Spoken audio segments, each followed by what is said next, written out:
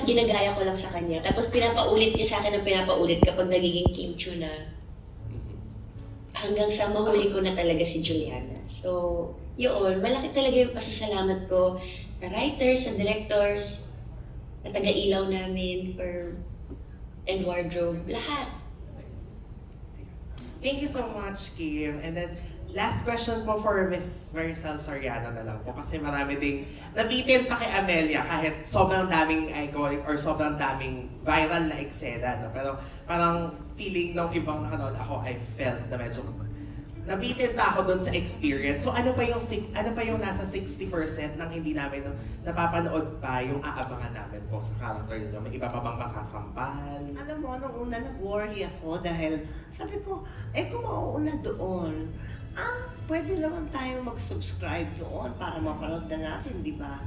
Pero after nun, dito naman ipapalabas. Sabi ko, nung nalaman ko na gano'n, sabi ko, ay, ganun ba? So, ililiit yan. Sabi ko gano'n, para mas makita pa nila yung iba pa na hindi pa nila nakikita. So, positive ako na mas magugustuhan nyo to. Kung nagustuhan nyo yun doon sa ibang bansa, maganda yun. Pero iba naman tayong mga Pinoy, di ba? So, sa tingin ko, mas maiiyak kayo dito.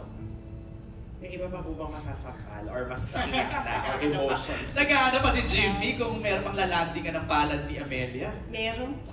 Ay, yan na.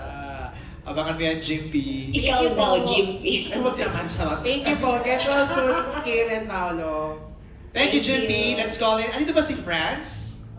Is Franz here? Or basahin ko na lang yung question ni Franz. Para kay Paolo, we've seen in this series how Victor fought for Juliana and their marriage. Do you think tama yung mga ginawa niya? In reality, would you have done the same? I think tama. Well, not all of the choices, especially choices leading towards the end.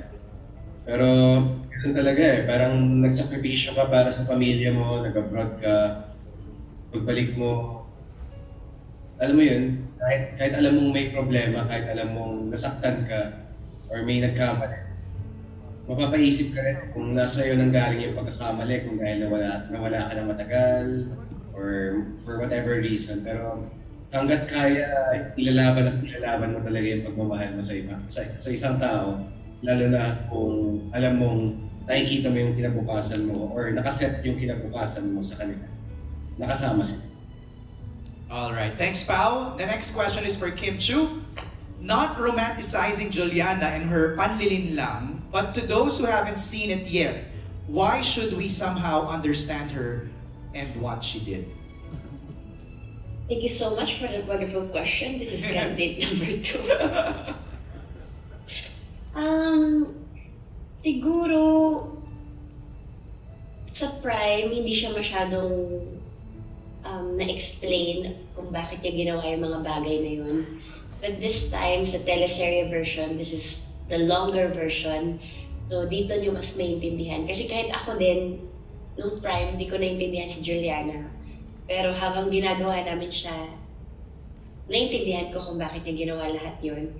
So, I hope this time, simula January 22, gabi-gabi, maintindihan niyo na kung bakit ginawa ni Juliana yung mga bagay na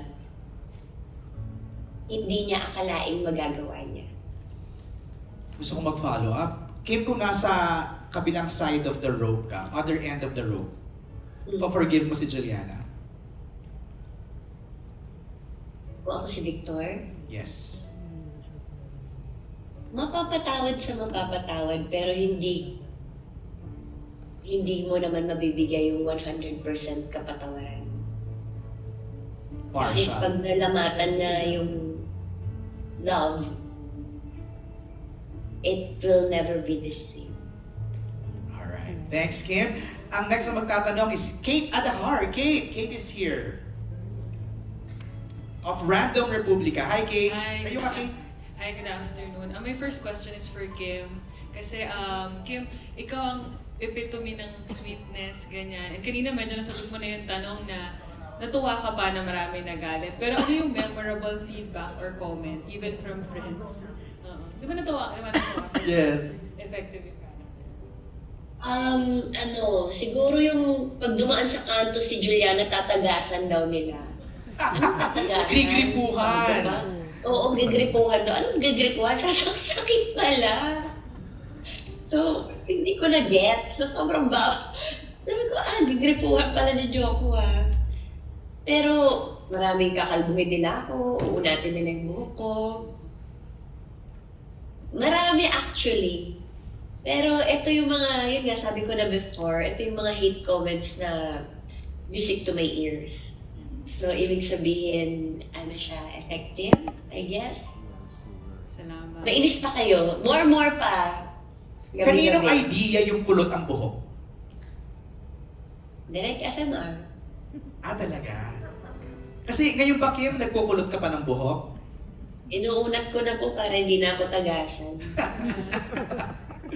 So, direct look mo talaga yung yung kulot ng buhok. Naka-study naman kasi yan dun sa if sa visual and oral thematic presentation ko sa kanila. No? Tapos pangalawa, syempre, dinaxtapose mo yun through the years, how many times have you seen Kim in such a hairstyle. That's right. Tapos, syempre, meron ka din naman poetic representation yung for the choices that she went through. Right. Para ma-reflect physically from the colors where I asked my designers to sit down with the stylist and makeup and hair. Sabi ko, nag-present ako sa kanila. Yun. Ito yung tema nung yung palabas, ganito yung visual at saka oral form na gusto kong ma-achieve. Right. And so we come together in an agreement kasi dapat cohesive kayo lahat. Solid dapat yung look eh. Ang ganda ng look ni Kim. Laging kita yung collarbone. Laging ganun yung ni Juliana eh. Look eh, no? Thank you, MJ. Okay, Kate? Okay, thank you, Kim. And for my second question for Paolo, ikaw yung isa sa pinakamaraming confrontation scenes dito sa series. And dama namin yung pain and yung galit.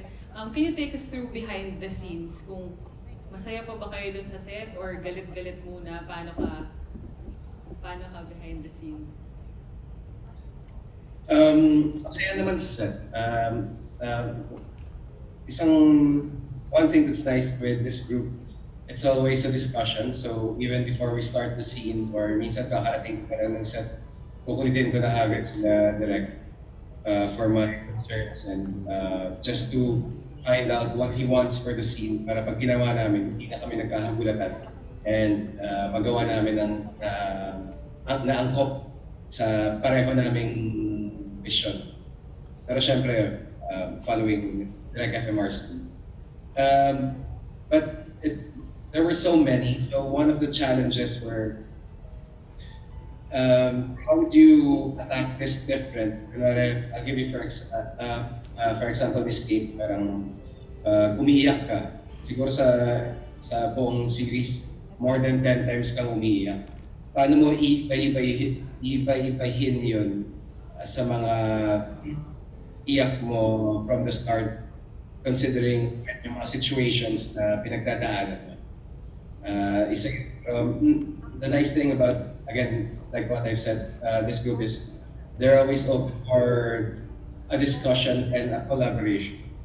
So I'm happy and thankful. Thank you, Direct FMR and Direct Judge. Thank you and congratulations, get well soon. Thank you, Kate. Now we have Alex Brosas. Alex, are you here?